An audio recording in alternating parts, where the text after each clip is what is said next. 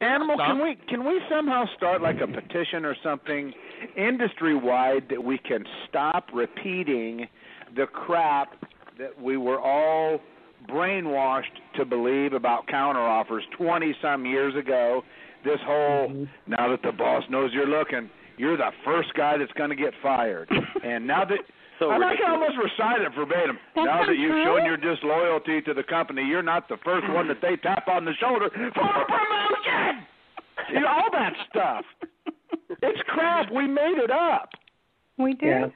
I don't want to besmirch the reputation of an industry pioneer, but Paul Hawkinson, rest in peace, was part of the whole. He spread that around too.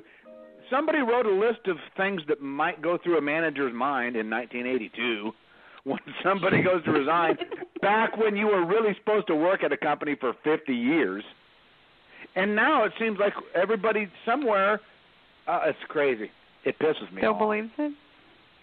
Everybody seems to. It's ridiculous. Yeah, I'm not you know saying what? I'm not saying go get a counteroffer, go take a counteroffer, but the chance that it's destroying your career is slim. Yep. Right. You know, go ahead, Michael Cox. Go ahead. Oh, I said. You want to say yep. something? What did you want to say? What? I said. No, I am simply agreeing. It's a load of crap.